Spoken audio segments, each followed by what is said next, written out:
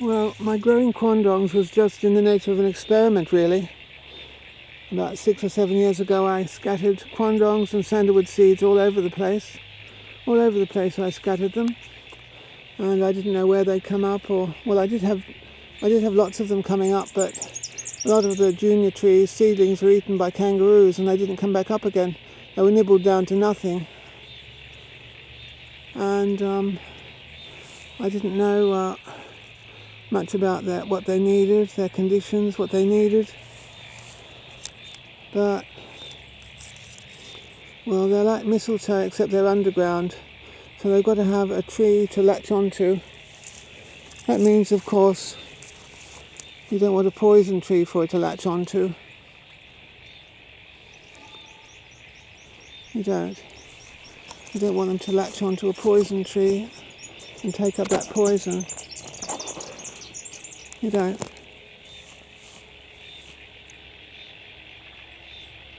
Lots and lots of quandongs. It's such a brilliant red, I don't think the camera does it justice. Beautiful baubles, aren't they? I think this is a quandong, this one. I think it's a quandong because they're bright red.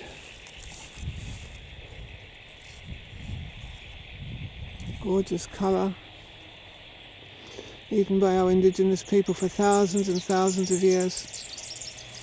Listen to all those frogs. So as you can guess by all the frogs, they're growing in heavy clay. It's been raining and it's heavy clay where I am. Heavy clay, wet clay in a wet winter. We have heavy frosts in winter, and also we have hot, dry summers. Gorgeous quandongs. But as I was saying, it was just an experiment planting the seeds all over the place, and I'm lucky to have them come up wherever they came up. Some survived. So the point I'm making about their host tree, they're like a mistletoe.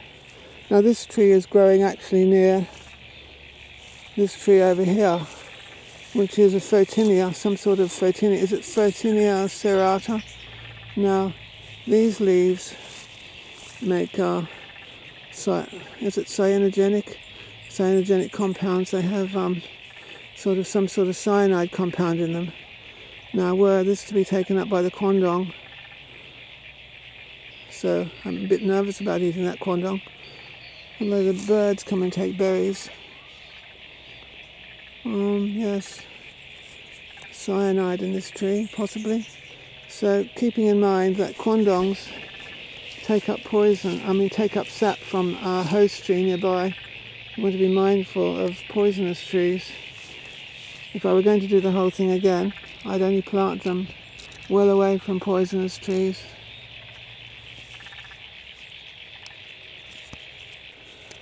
All my quandongs are growing near acacia trees as hosts. Acacia wattle trees are their favourite hosts, I think. But it's just worth keeping in mind. Like here's either a quandong or a sandalwood. It's just worth keeping in mind that nearby plants that are poisonous, well, they might take up the poison. This is wormwood. It contains a hallucinogen, and that's wormwood. Can be toxic.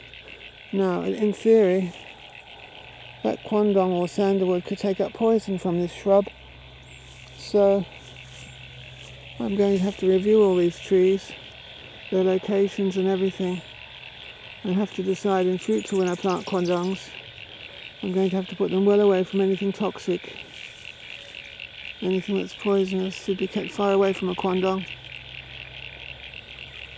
I'm not sure what this tree is. I don't know if it's a quandong or a sandalwood. It's got a little fruit up there. The first fruit. I don't know what it is.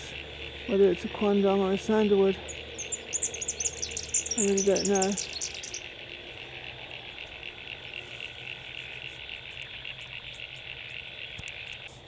What's this quandong doing? Is this a quandong or a sandalwood? Look at the fruit, isn't it pretty? Look how pretty it is. This one's growing near a wattle tree, but it's also growing near an Osage orange. Now Osage oranges, they have seeds that can be roasted and eaten, but I think the milk in the fruits can be poison, so that's something worth considering too. Quandongs and sandalwoods like mistletoe, except under the ground, so they can take up poisonous sap from certain trees. These quandongs or sandalwoods are coming up under a pine tree. I don't think they like pine trees as hosts, but there is a wattle tree growing nearby, so they're probably latching onto the wattle tree roots. There's the pine tree there.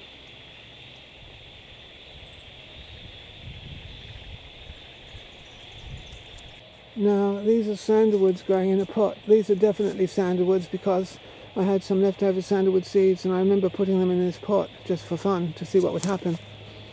They're growing very thick and they've even escaped the pot. You can see, oh, it's so big it's escaped the pot, and it would obviously be connected to the privet tree. It's under a privet tree. It's under a privet tree.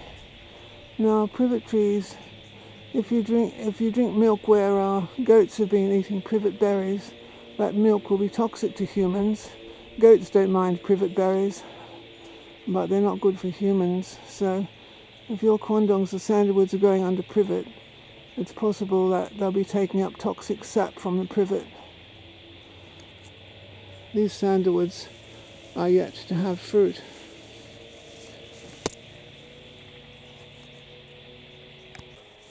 Here's some European privet. What's this? This is the Chinese privet. Now anyway, as I was saying, privet berries make goat's milk toxic to humans, so it stands to reason that if you eat quandongs or sandalwoods that have got a privet growing nearby, they may well be toxic. The quandongs you eat and the sandalwood nuts you eat may well be toxic. This is a white cedar tree here. It's just waking up. Now it's neurotoxic. It's known that quandongs will take up poison from this tree, which is neurotoxic. A couple of white cedar berries, this is white cedar, a couple of white cedar berries can kill a child. So it stands to reason that you really don't want your quandongs growing near a white cedar tree. You don't. Look how tall that white cedar tree is. It came up from a seed. So don't plant your quandongs or sandalwoods near white cedar because it's neurotoxic. We had sandalwoods and quandongs coming up all over the place, as I said, but many of them were eaten by kangaroos and they didn't recover. This is a good sized one. See that whole empty paddock over there? That whole empty paddock over there could be full of wattle trees, that is acacia trees as a host, and there could be quandongs and sandalwoods for miles around here. Orchards of bush tucker, just their favourite hosts, acacia trees and quandongs and sandalwoods growing together. Heavy clay soil, but they don't seem to mind.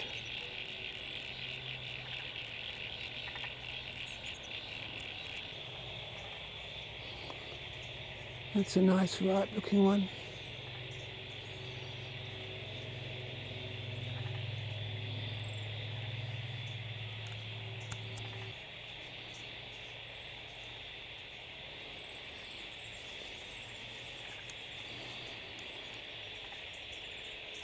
See the big wattle tree growing up high? Quandongs and sandalwoods like wattle trees as hosts. Strawberry jam wattle is a good host. That's a different one. That's Acacia pendula. This seems to be a good host. It's Acacia stenophylla.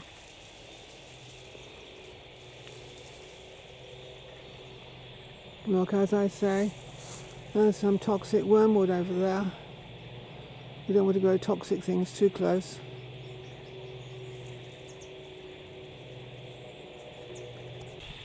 This Quandong or Sandalwood is doing very well. It just came up where it came up. But again, there's some toxic toxic wormwood over there. So one's got to be careful where one locates these edible plants, lest they take up toxin. Birds and parrots can eat a lot of berries that would be toxic to humans. So I have to watch out for both myself and the birds.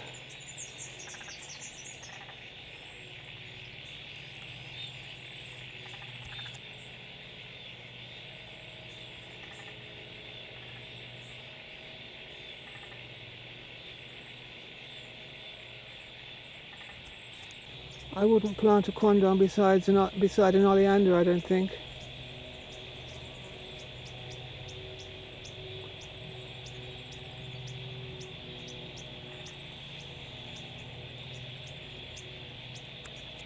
So from now on, I'm only planting these Quandongs and Sandalwoods in special locations that I know are safe. Yummy, look at that. Look at that delicious juicy flesh. You've got to make sure they're not taking up poison. Look at that lovely flesh there. Delicious, delicious bush tucker. See ya. I wouldn't want to be ya.